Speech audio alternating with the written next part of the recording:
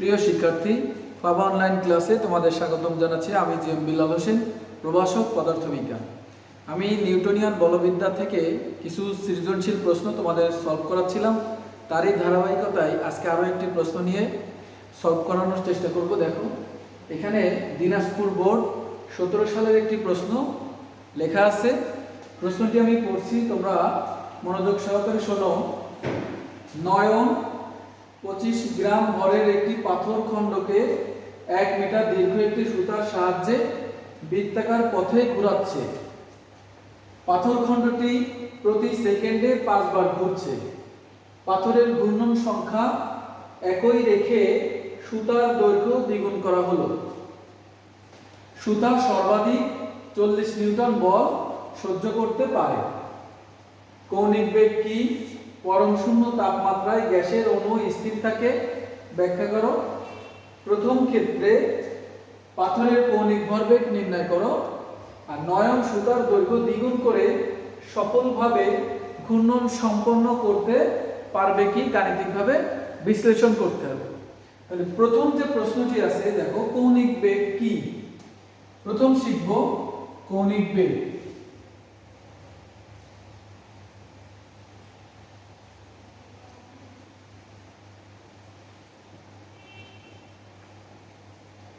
কোনো একটি বস্তু যদি কোনো একটি বিন্দু বা অক্ষকে কেন্দ্র করে বৃত্তাকার পথে ঘুরতে থাকে, তাহলে একক সময়ে বস্তুর কৌণিক সরণের যে পরিবর্তন তাকে বলা হয় কৌণিক বেগ। যেমন কৌণিক বেগকে আমরা ওমেগা দ্বারা প্রকাশ করি। ওমেগা সমান থিটা বাই টি, অথবা লেখা হয় ওমেগা সমান ডি থিটা বাই ডিটি। একক সময়ে কৌণিক সরণের যে হার তাকে আমরা বলি কৌণিক বেগ।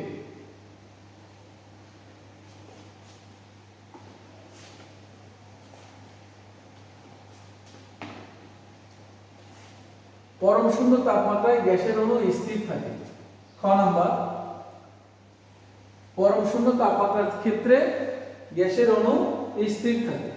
পরম শূন্য তাপমাত্রা আমরা 0 কেলভিন বলে থাকি। পরম শূন্য তাপমাত্রা টি হলো 0 কেলভিন। তো সেই পরম শূন্য তাপমাত্রায় গ্যাসের অণু স্থির থাকে। পরম শূন্য তাপমাত্রায় অণুগুলোর অন্তঃস্থ শক্তি বৃদ্ধি পায় না, অর্থাৎ অণুগুলোর অন্তঃস্থ শক্তি পরিবর্তন হয় হলো 0। তখন অণুগুলো স্থির হয়ে যায়। যেমন আমরা জানি কোন একটি গ্যাসের ক্ষেত্রে গ্যাসের মোট গতিশক্তি,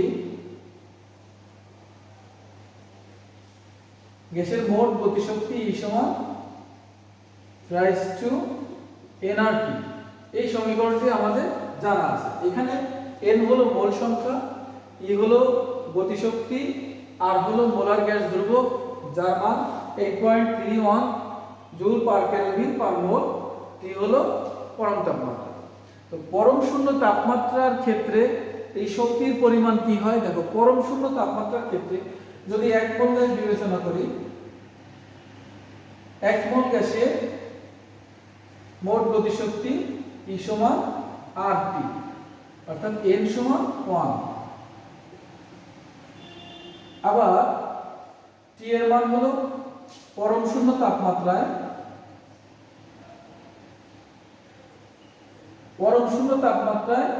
T এর মান হলো 0 কেলভিন। তাহলে 1 নম্বর সমীকরণ থেকে আমরা কি লিখতে পারি? দেখো, 1 নম্বর সমীকরণ থেকে পরম শূন্য তাপমাত্রায় গ্যাসের মোট গতিশক্তি, 1 মোল গ্যাসের মোট গতিশক্তি R ইনটু 0 সমান 0। তাহলে গতিশক্তি কি হয়ে গেল? 0 হয়ে গেল। অণুগুলোর গতিশক্তি 0 হওয়ার অর্থ কি? অণুগুলো স্থির থাকবে, অর্থাৎ পরম শূন্য তাপমাত্রায় গ্যাসের অণু স্থির থাকে। এখন গ নম্বর,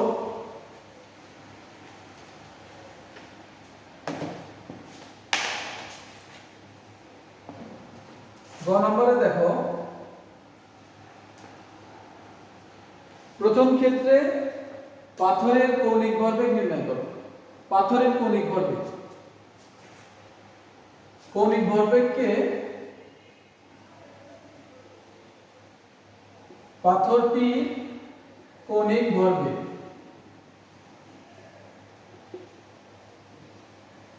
কৌণিক ভরবেগ নির্ণয়। ধরলাম এখানে পাথরের যে কৌণিক ভরবেগ তাকে আমরা এল দ্বারা প্রকাশ করলাম। এল সমান হলো mv/r। এখানে এল হলো কৌণিক ভরবেগ, এম হলো ভর, ভি হলো বেগ, আর হলো ব্যাসার্ধ। আবার আমরা জানি দেখো ভি সমান হলো ওমেগা আর, কৌণিক বেগ ইনটু ব্যাসার্ধ। ভি এর মান যদি বসাই তাহলে কি থাকবে? ভি ওমেগা আর ইনটু আর, অর্থাৎ এম ওমেগা আর স্কয়ার। তাহলে এম আর স্কয়ার ওমেগা। আবার আমরা জানি ওমেগা সমান কি? ওমেগা সমান হলো 2 পাই এন বাই হলো টি, একক সময়ে মোট ঘূর্ণন। একবার যদি ঘুরে আসে, একবার ঘুরলে কোণের মান হয় হলো 2 পাই, এটুক পাই এটুক পাই, 2 পাই। যদি n সংখ্যক বার ঘুরে তাহলে হলো 2 পাই n। যদি ঘুরে আসতে কি পরিমাণ সময় লাগে তাহলে ওমেগা সমান 2 পাই n বাই টি। ওমেগার মান বসাবো। ওমেগার মান বসালে m r square into 2 pi n by t. এটা হলো কৌণিক ভরবেগ। এখন এই যে রাশিগুলো আছে ভর, ব্যাসার্ধ, ঘূর্ণন সংখ্যা এবং সময়, আমরা প্রশ্ন থেকে দেখে নেব। এম সমান দেওয়া আছে কত? এম সমান আছে 25 গ্রাম, অর্থাৎ 25 into 10 to the power minus 3 KG. আর 1 মিটার দীর্ঘ একটি সুতার সাহায্যে বৃত্তাকার পথে ঘুরছে, তাহলে কি হবে? আর এর মান হলো 1 মিটার। পায়ের মান হলো আমরা জানি 3.1416। এন এর মান এখানে প্রতি সেকেন্ডে 5 বার ঘুরছে, তাহলে এন এর মান হলো 5, আর টি এর মান হলো প্রতি সেকেন্ড মানে 1 সেকেন্ড। বের করতে হবে এন। এখন মানগুলো বসায়। এম এর মান হলো 25 into 10 to the power minus 3 এত কেজি। আর এর মান হলো 1 মিটার তার স্কয়ার, 2 3.1416 ইনটু এন এর মান হলো 5, টি এর মান হলো 1 সেকেন্ড। অতএব কৌণিক ভরবেগ এল সমান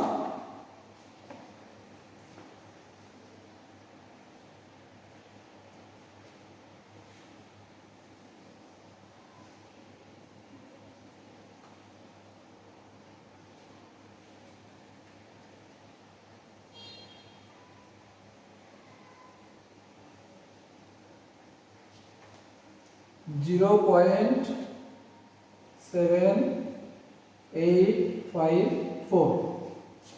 এর একক হবে, দেখো একক হলো কেজি, বেগের একক, আর এটা হলো দূরত্বের একক মিটার। তাহলে কেজি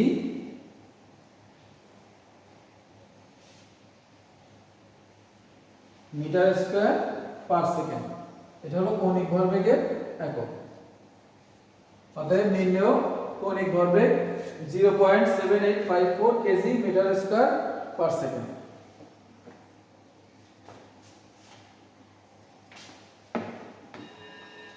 এল এর মানটা আমরা এখানে লিখে রাখি। এল সমান 0.7854। এখন ঘ নাম্বার।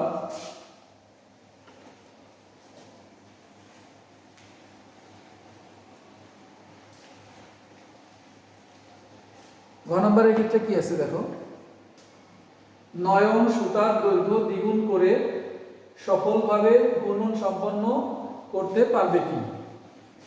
ঘূর্ণন সম্পন্ন করতে পারবে কি? এখানে আরেকটা মান দেওয়া আছে যে সুতা সর্বাধিক 40 নিউটন বল সহ্য করতে পারে। তাহলে আমরা ঘ নম্বরে প্রথমে কেন্দ্র বিমুখী বল বের করব।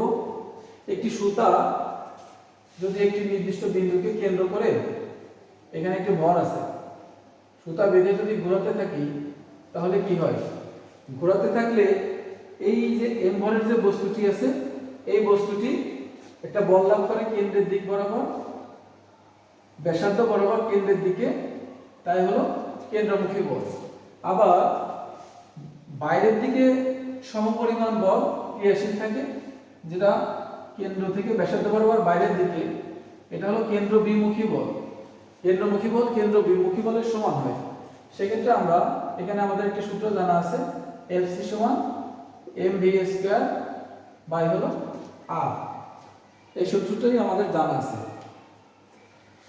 আবার এখান থেকে আমরা জানি v সমান ওমেগা, তাহলে আমরা কি পাই? m omega square r square by r. তাহলে থাকে fc সমান m ওমেগা স্কয়ার আর। এই সমীকরণের সাহায্যে আমরা আগে বের করে নেব যে কেন্দ্র বিমুখী বলের মান কত। এখন সুতা সর্বাধিক 40 নিউটন বল সহ্য করতে পারে, অর্থাৎ এই সুতা 40 নিউটন বল পর্যন্ত ঠিক থাকে। এখন বাইরের দিকে যদি সুতার উপর প্রয়োগ করা বল, প্রযুক্ত বল এফসি এর মান যদি 40 থেকে বেশি হয়, তাহলে ঘূর্ণন সম্পন্ন করার আগেই সুতাটি ছিঁড়ে যাবে। আর যদি এই সুতা যে পরিমাণ বল সহ্য করতে পারে তার থেকে কম পরিমাণ বল যদি প্রযুক্ত হয়, কেন্দ্র বিমুখী বল, সেক্ষেত্রে ঘূর্ণন সম্পন্ন করতে পারবে, অর্থাৎ সুতাটি ঠিক থাকবে।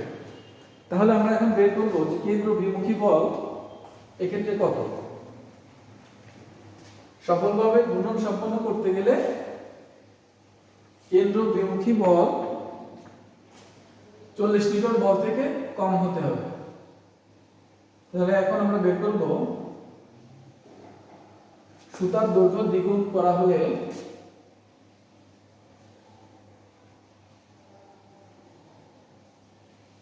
সুতার দৈর্ঘ্য দ্বিগুণ করা হলে ঘূর্ণনের জন্য কেন্দ্র বিমুখী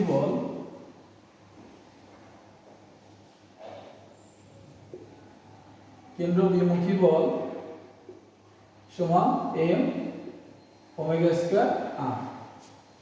এই সূত্র।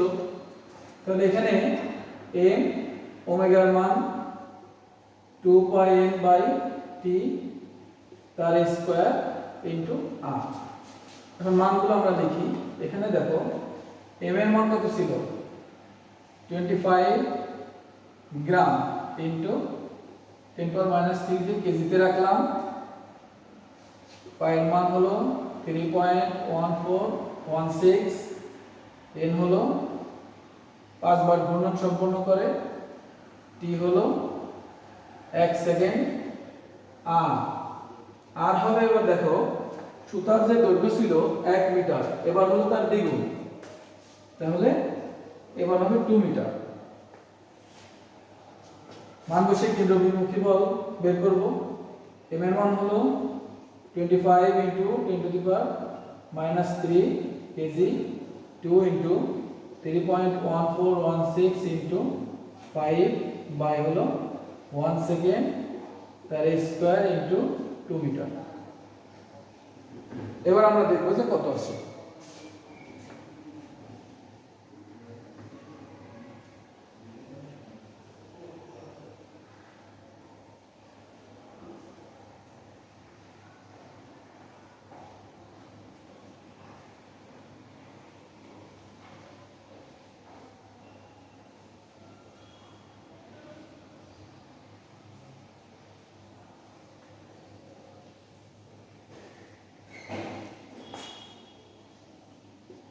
(49.35 নিউটন। আর এখানে সর্বাধিক সহনশীল বল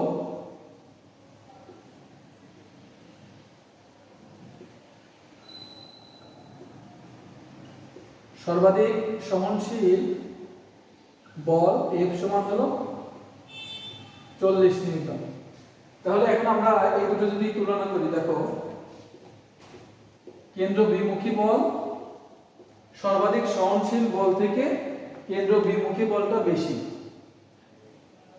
কেন্দ্র বিমুখী বল যদি বেশি হয় তাহলে কি হবে, এই যে ভরের বস্তু ছিল ঘূর্ণনের সময় এর সহনশীল বল হলো 40 নিউটন, কিন্তু বাইরের দিকে প্রযুক্ত বল হলো 49.35। তাহলে বাইরের দিকে যে বল সেই বল হলো 49.35 সহনশীল বল থেকে বেশি। এই কারণে এই সুতাটি ছিঁড়ে যাবে, অর্থাৎ সে সফলভাবে ঘূর্ণন সম্পন্ন করতে পারবে না। তো প্রিয় শিক্ষার্থী, এই ধরনের আরো অনেক প্রশ্ন আছে, সেই প্রশ্নগুলো সমাধান করতে গিয়ে যদি কোনো সমস্যা হয় অবশ্যই জানাবো। ধন্যবাদ সবাইকে।